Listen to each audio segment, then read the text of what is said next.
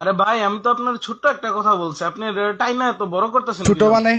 আপনি আমাকে ছোট বললেন। আজকে যদি আমার কাছে বড় আইডি থাকতো তার মানে আপনি আমাকে বড় বলতেন। আপনি তো ভাই ইসলাম বিরোধী মানুষ হয়ে গেলেন। যা যেমন আছে তাকে ঠিক ওইভাবে আপনি অ্যাকসেপ্ট করা শিখেন ভাই। আপনি তো মুনাফিকের মতো কাজকর্ম করতেছেন। হ্যাঁ? আপনার কথাবার্তা তো মুনাফিকের মতো, ইসলাম বিরোধী ভাই। আপনার নাম দেখে তো বোঝা যাচ্ছে আপনি একজন মুসলমান। মুসলমান হয়ে একজন অন্য অপর মুসলমান ভাইকে আপনি এরকম আরে ভাই, ইনসাল্ট করতেছেন।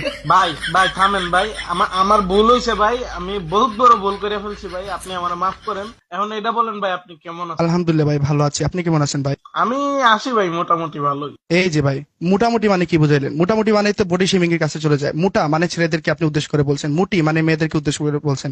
এখানে আমার গ্রুপে আমার বোন আছে, এখানে আমার ভাই আছে, আপনিও আছেন। মোটামুটি দিয়ে আপনি কি বোঝাতে চাইলেন? মোটামুটি একটা বডি শেমিং এর পার্ট। এটা কোনো ব্যাকরণের কোনো বইতে নাই, না আছে কোনো ডিকশনারিতে। এই ধরনের ওয়ার্ড আপনি ইউজ না করলেই বেটার হয়, কারণ এটা দিয়ে মানুষকে কটূক্তি করে কথা বলা বোঝানো হয়। আপনার অবশ্যই এটা বিষয়ে ধারণা থাকা উচিত। তো নেক্সট টাইম আপনি যখন কথা বলবেন তখন মোটামুটি শব্দটা কখনো উচ্চারণ করবেন না, বিকজ ওই শব্দগুলো যখন আপনি উচ্চারণ করবেন অনেকের মনে আঘাত লাগতে পারে।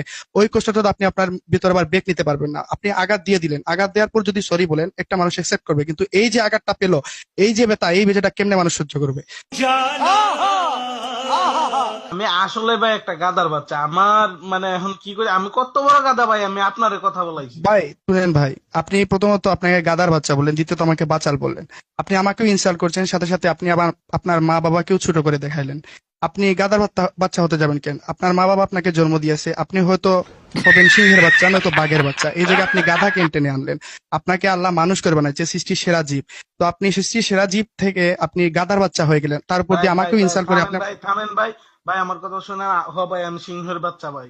এই তো ভাই, আপনি এখন জানোয়ারের বাচ্চা হয়ে গেলেন। আপনি তো আবার আপনার মা বাবাকে আপনি ইনসাল্ট করলেন। আপনি জানোয়ারের বাচ্চা হতে যাবেন কেন? আপনি হচ্ছেন একজন আদর্শ ছেলে, আদর্শ পিতামাতার সন্তান।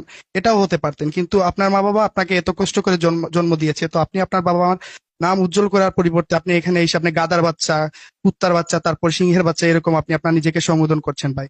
এগুলো আসলে ঠিক না। আপনার বাবা মা আপনাকে জন্ম দিয়েছে ওদের মুখ উজ্জ্বল করার জন্য। আপনি বারবার ভাই ইসলাম বিরোধী কথা বলতেছেন, বডি শেমিং এবং মানুষকে ইনসাল্ট করছেন, মানুষকে ছোট করে দেখছেন, কারো টাকা পয়সা নাই ওইটা নিয়ে আপনি কমেন্ট করতেছেন। এগুলা ঠিক না আকাশ ভাই। চুপ, একদম চুপ। ভাই তোর দুইটা পায়ে ধরি ভাই, তুই বন্ধ হ ভাই। আমার কানে আর সহ্য হইতেছে না ভাই। ভাই আপনি তো কইছিলেন ভাই আমি সিংহের বাচ্চা ভাই, এরপর আমার এত কথা কেন লাগে? ভাই আপনি আমার পায়ে ধরবেন কেন ভাই? হতে পারেন আপনি আমার বয়সেও বড়, অথবা আপনি শ্রদ্ধ ভাজন হতে পারেন, আমাকে আপনি সরি বলতে পারেন, কিন্তু আপনি আমার পায়ে ধরবেন কেন? পায়ে একমাত্র মা বাবার ধরা যায় ভাই। আর আপনি যে আমাকে পায়ে ধরবেন, আমি মাফ করার কে? মাফ করার সবকিছু হচ্ছে আল্লাহর হাতে।